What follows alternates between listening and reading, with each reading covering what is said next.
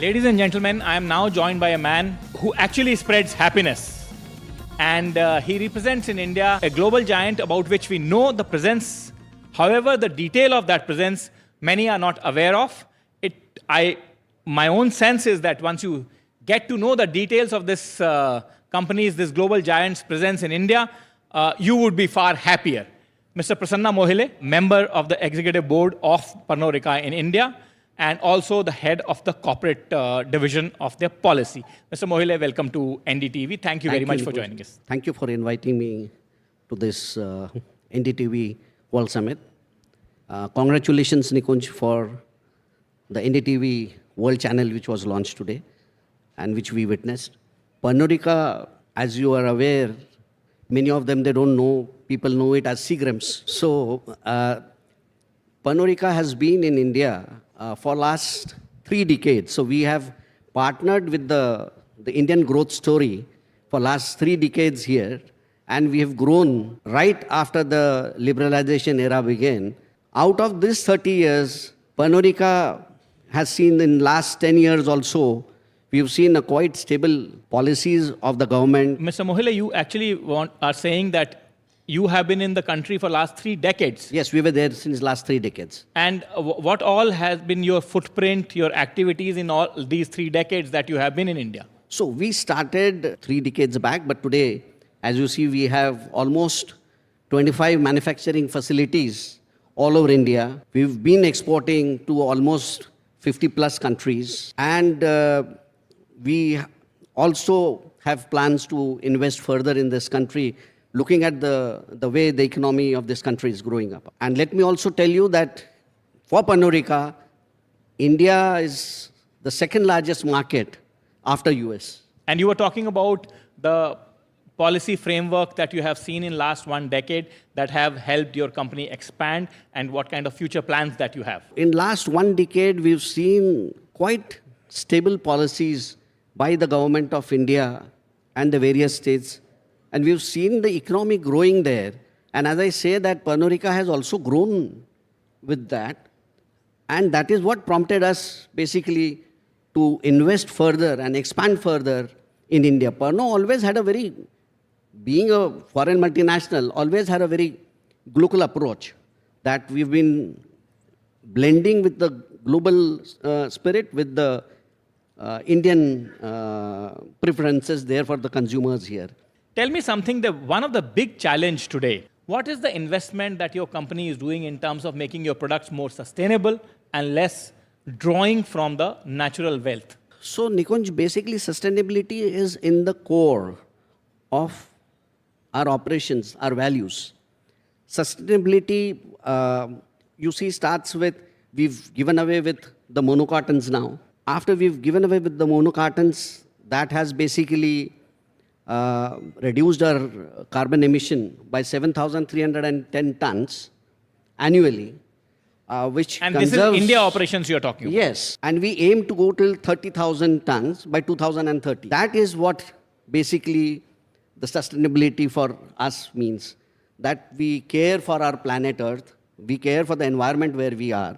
And as the Prime Minister also said, today we basically focus on 3 T's, that is talent, training, and transformation. And this company also believes in that. And going further, we are now also coming up with an investment, basically of 200 million euros. 200 million euros? Euros. And where is this investment of yours? So this investment will be coming in Nagpur, in Maharashtra. And this basically, the main reason is that while we have this in the remotest places, we are able to contribute to the rural development of that place. So it should benefit around 80 to 90,000 farmers in and around that region.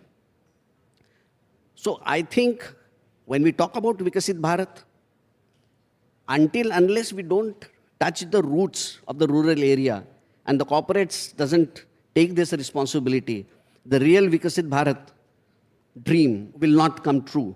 So that is also one of the initiatives of Pernod Ricard, who decided that we go to the remotest area. And my plan is that we might tomorrow think of having a farmers federation there from where we can, the entire supply chain value, we can source them directly. Source the product. So that can help the farmers. When you talk about taking this, your manufacturing facility or this kind of a plant, this 200 million euro kind of investment is quite unheard of, particularly when you talk of hinterland areas. How do you think, that you have been able to zero in? So that is why I said that sustainability is in the core value of our entire operations. And that is the reason when we were zeroing in on different areas on where to do that, we had a couple of them in mind, but then we thought that no, this is the area where today the need of the farmer is there, where we can invest, make them also, sustainable there for the years to come. And that is what Pernod Ricard is all about. The conviviality factor, that's a very important Yes. term that you bring in. But Mr. Mohile, let me ask you one thing, that how much of the local produce can you source and integrate into your supply chains, integrate into your top of the line brands, like some of the brands which are actually iconic? You're right, Nikunj.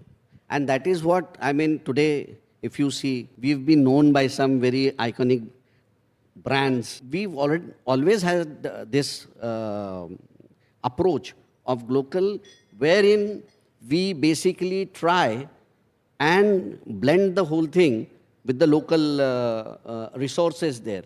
We do the local sourcing. You say that you are doing the local sourcing. Now, let's say you are setting up this massive mega plant of some 200 million euros. Now, your supply chains have to be spread. The farmer has to change his produce according to you. So you think, all of this can be a successful experience and you can take it forward? Yeah, obviously we can take it forward because ultimately, see, this is the organization when we say locally sourcing, we take it from grain to glass. It is all locally sourced here. And that is how today, if I speak about the employability, 9 lakhs jobs, many of them would not know, 9 lakh jobs. 9 lakh jobs. 9 lakh jobs. That is the contribution basically of Pernod Ricard That is almost today. close to 1 million jobs. Yes, 9 lakh jobs are basically created. That is the kind of contribution Pernod Ricard has, out of which 6 lakh jobs are into the agriculture sector because grain is my main raw material from where the spirit comes. 6 lakh farmers is what you are directly touching the lives of. Exactly. And Pernod Ricard today, if you see in terms of economics also, the kind of contribution Pernod Ricard does, Pernod Ricard has almost direct 21,000 crores direct by way of direct taxes, which we contribute to the Indian economy. That is the kind of tax contribution that yes, you people it's a direct tax. Around 40,000 crores is the contribution to the GDP through the value chain. So we have a very sizable contribution to the Indian economy there, and we are growing.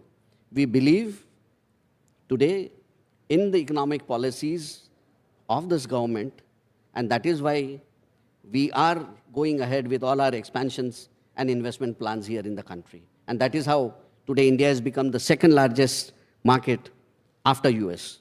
On our theme, India Century, you make a very important point that we believe in the policies that are being enacted in this country right Yes. now, the way the country is being run. Yes. And that is why you have your massive investment plan. Before I let you go, Mr. Prasanna Mohile, let me ask you one more question. And that is that many in your industry and many neutral observers have spoken about giving a sort of a structured industry status like FMCG or like IT-enabled services, etc., to Alcobev industry.